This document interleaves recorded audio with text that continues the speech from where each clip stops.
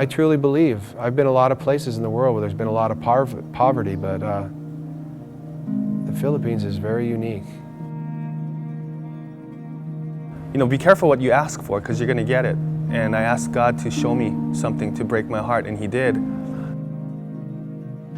We're just going, what can we do? You're just moved to want to do something. We want to do something, we want to do something now. There are more than 89 million people on the islands of the Philippines, a country just slightly larger than the state of Arizona. 16% of these people, or more than 14 million people, live on less than $1 a day. 9% of the population are unemployed, a staggering 8 million people. Some of the world's most astounding poverty lies in this developing world country. For the longest time, my church and the ministries that I've been involved in has had a great friendship with Compassion International. And one day, some of my buddies from Compassion and I were brainstorming of, what could we do to really help children across the world who are in poverty? And what could we pastors do here in Hawaii? And we came up with this idea. What if we all went to the Philippines together and then see what could we do to perhaps help them? Thursday, February 21, 23 pastors gathered at Honolulu International Airport. They boarded a plane headed to the Philippines to see how a generation of children are rising up out of poverty to change their nation. When I got asked to go onto this compassion trip, I had no idea really the level of poverty that I would see. Hi, good evening and welcome to the Philippines. And we're very happy and thrilled to have you all here. I guess I was just wondering, are we going to be able to make a difference? And the amazing thing was, it seemed like it made such an impact on us as well as them. And the impact that it made on us was something I wasn't counting on. We hope and pray that this entire trip would have a great impact, not only in your life, in your ministry, but also in the lives of the children and the church staff you'll be interacting with. And they're so excited to have you guys here. And so thank you and welcome. Mabuhay. Mabuhay.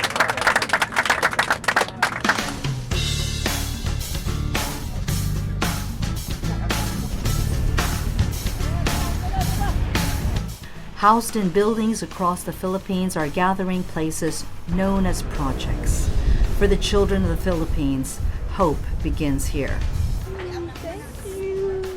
It was at these projects in Cebu the pastors got to see firsthand what is being done to alleviate the burden of poverty on the children of this nation. In these projects, students ranging from 8 to 16 years old come to receive free meals, clothes, education, and love. And we really welcome you. This is Mount Olive's church. They have a work here, which they serve 6 communities.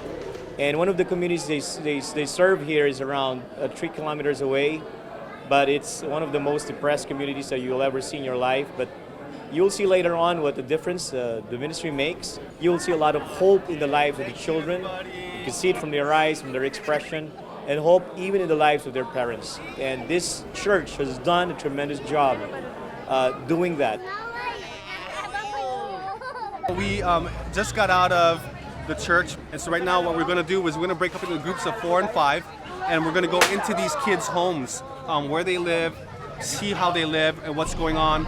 And I want to see it because I really want to see what level they live at, because I know it's going to hit me even more than what I've seen so far. In the country area of Cebu, 3,000 residents live in 1 or 2-room makeshift houses. The unemployment rate here is very high, and those who do find work earn a mere $57 a month, less than $2 a day. We're in one of the areas where the children of the project that we just visited live. And so from here, they go to that church to learn the gospel and learn more education. But this is where they live every day, and from here they catch a bus or bicycle in to get to the compassion projects where they can be educated and fed and taken care of and learn about the Lord. And I've been other places where there's been poverty. I've been through Mexico and Central America.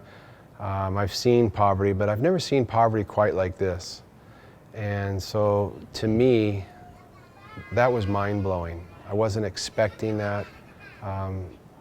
Heartbreaking. Just, I think every day we cried.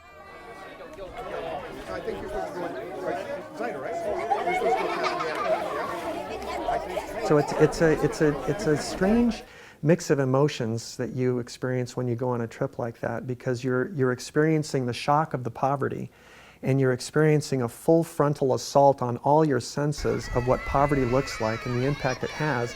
And then simultaneously you're struck by the laughter and the joy and the smiling and the friendliness of the people that are there. The pastors made their way through the community talking with families of sponsored children, giving gifts of food and praying over them. This is the Bunty Seal family. They will put the plywood here, the floor, then they will sleep. And as you can see, this is basically a one-room house. Yeah, there's a loft up there, but it's not safe as the roof has gone out and due to a storm, and so it rains right through. So basically there's just really one bed here, and where the husband and wife stay with one of the youngest child, and then on the floor the rest of the 5 children sleep here. You want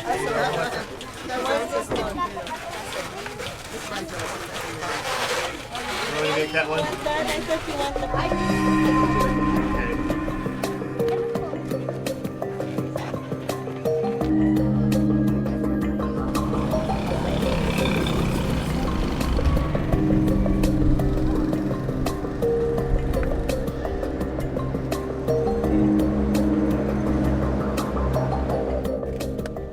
To a depressed area near a mountain of trash, the dump site. I did a side trip and went into an area in which there were these huge mounds of garbage, and these poor people lived all around this garbage. This area, known as Smoky Mountain, served as Metro Manila's waste disposal facility for decades. There was an avalanche of this and it killed 200 people. Yeah. When was an avalanche of trash? About 4 years ago, maybe. So the mayor has cleaned it up. He's come up with a methane factory.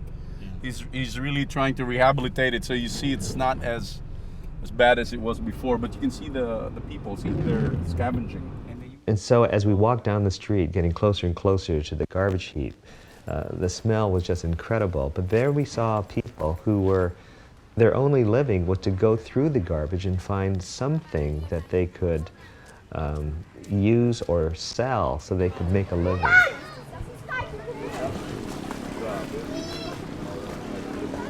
So here they recycle the plastic, sell it to the plastic factories, recycle it into resins, plastic resins. So, and then sell it off. See those see all the people there on top of the hill. They're looking for what they can sell, recycle and sell.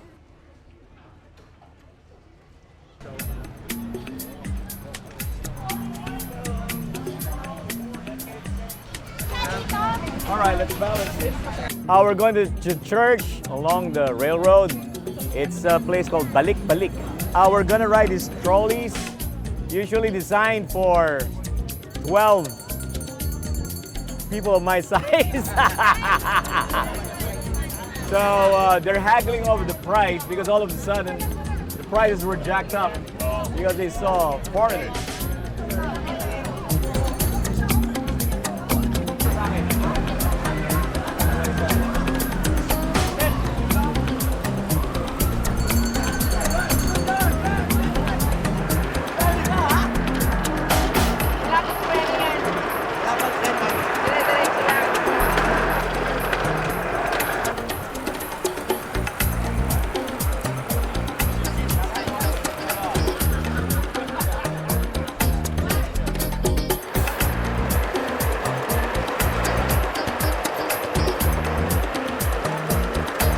Here we are, we're traveling on homemade carts going through some of the poorest areas in the Philippines, and there are kids and tons of little shacks here that people are living in, and it is is quite a sight to see. As you can see, the people live along the right-of-way granted to the railways, but the railways have been practically abandoned. So the people decided to put up their houses right beside these railways, and these properties owned by the government, so they're squatting on government land. And much of their livelihood would also revolve around this area. And it includes an area along the railway called an estero, which is actually an open sewage, an open canal. And people live there because there's no rent and they can put up their own shelters and houses. What you see now? Well, I'm a little bit overwhelmed with what I'm seeing. I wish that each one of my people in my church could come and see this, because this is really what I think, the contrast of what we think in our minds. And we always hear about these things, but until you really see it and you experience it, it doesn't really become seated down in your heart. And so that's what I'm just taking it all right in right now, and then trying to think and process of how I can actually express this to others. On this trip, we saw how children had these weekly programs through the local church, and through that they were learning about things of an academic nature. It could be about a language or about math or about science. This room on Sundays turns into the church. Around 30 people come and worship here, but during the week it's turned into the Compassion Project. So we can see here the children doing homework and doing their activities for the day. Very, very awesome. Look at that smile. Boy, How gorgeous is that? That boy was at the project. He just went upstairs. Oh my goodness. So this is one of the houses beside the railroad. And typical structure is outside will be the utility area, but still part of the house, and they have this laundry area. In one home, they met this mother. Upon entering the home, we learned the daughter had been ill for 3 days. 3 days is way too long, so she's going to be brought to a doctor.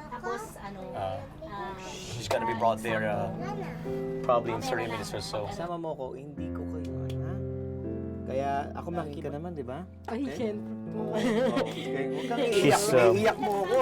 She's crying because she thought doesn't know what to do.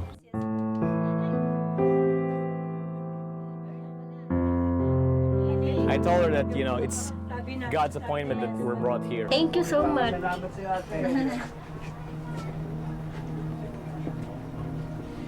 Be careful what you ask for, because you're going to get it. And I asked God to show me something to break my heart, and He did.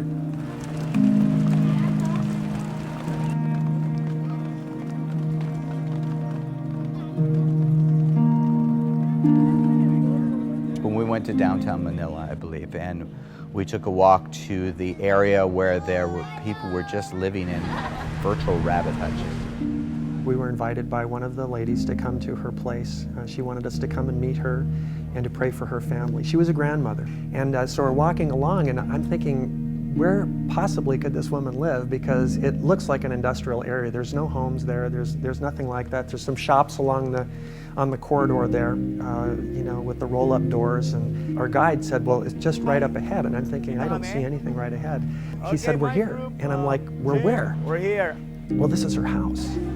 And right then I looked down and I realized that she lived under the stairwell, and that they had actually created a little home under this stairwell that went up. And their whole home was probably about, I'm thinking maybe 6 feet wide, maybe, and about maybe 10 or 12 feet deep. We're in the house of Ate Salvacion. And Salvacion was there with her, I guess her grandbabies, because her daughter had left and had become so discouraged and distraught with her poverty that she had actually left her own family, left her own children.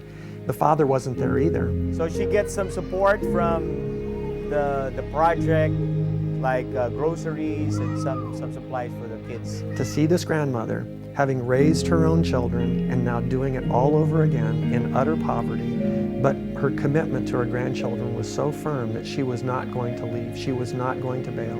She was going to make sure that those kids were raised and they were loved, even living under a stairwell in the Philippines. And so she was incredibly inspiring.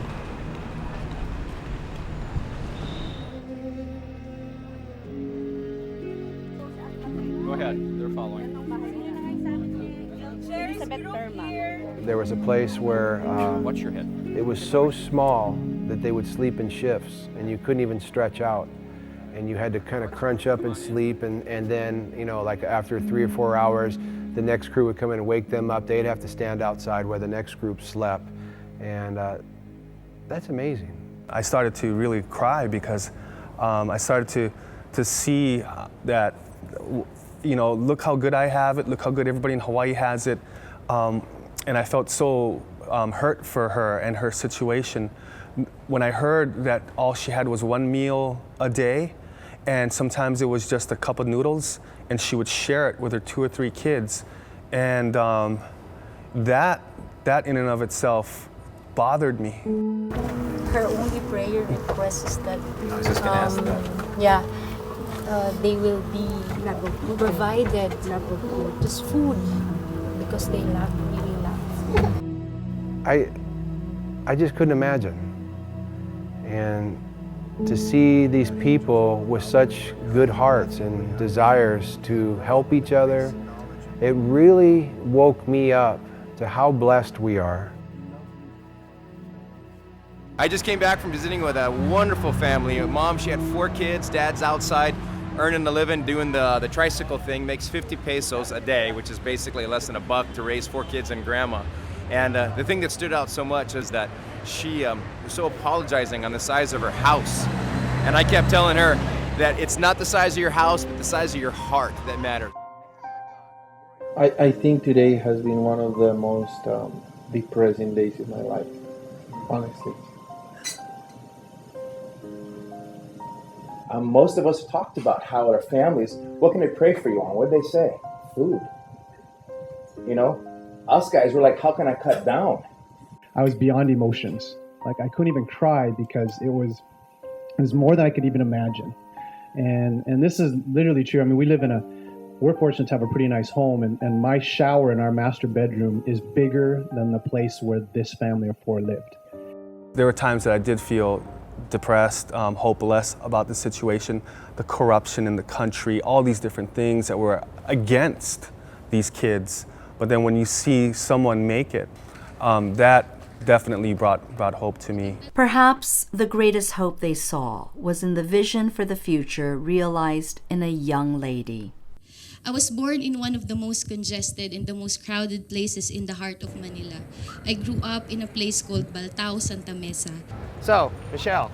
Yes, Pastor. So tell me about your neighborhood. The reputation of this neighborhood, like it's one of the scariest places here. Like there's a lot of drug addicts here, and then there's a lot of robbers, you know. I grew up living in poverty, which means I grew up with both of my parents jobless with 2 younger brothers to support too. We cannot afford to have our own house, that's why we are forced to live with 17 of our other relatives in a tiny wooden shanty. My parents cannot afford to feed us 3 full meals a day. I remember sharing a cup of instant noodles with my mom and my 2 brothers. And that was the picture of physical poverty as seen through my eyes when I was growing up. You were saying that when people hear that you're from this district, yeah, they can fear you. Or yeah, because rape is also very high here. Oh my. Yeah. I saw hope when I met Michelle Tolentino. Hearing her story and seeing that she's a product of maybe 15 years of sponsored care gave me hope. Michelle graduated as one of the top high school students in the Philippines and went on to a university, graduating with a degree in communication arts. Today, Michelle is an advocate for children in poverty, speaking to thousands to raise awareness and support all over the world. Who would have thought that a poor, a hopeless, and an abandoned little girl like me will be transformed to be the woman who will stand in behalf of the thousands of children living in poverty all around the world to carry God's message of love and compassion.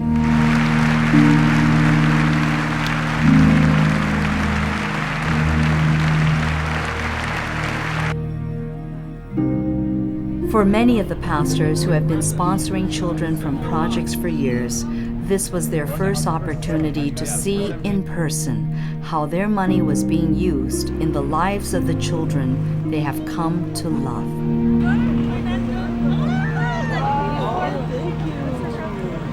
Hi, nice to meet you. This is Daniel right here. Look, Daniel, this is the camera. Hi. This is one of our sponsored childs here in the Philippines in Cebu. This is Daniel. Say hi. Well, my wife and I and our family had already previously sponsored a little girl in the Dominican Republic. But these next two children that we chose 3 months before the trip became especially special because of their ancestry. I was surprised. I didn't know I would meet them in Cebu. And when I got off the bus and I met the two of them, and I know it was awkward for them. Who's this American? Who's this tall guy? Whatever. But I just was in love. This is the little girl that we sponsor. So beautiful. I grew up skeptical. Yeah, right. Some kid here, there, and do they really exist? Do they really exist? Where does all the money go? All those thoughts went through my head, and all those thoughts of cynicism went out the window when I first met those two kids, and I saw my other friends meeting their kids for the first time, sponsored kids for the first time. This is Anajan and Earl, two beautiful little kids here in the Philippines who want to come visit Kauai someday. I mean, we were kids. That's what happened. We became kids in the trip. It was awesome. For the children, their quality time with the pastors who sponsor them was unforgettable.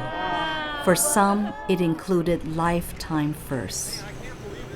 These kids have never been in a mall in their life until today. It's the first time they've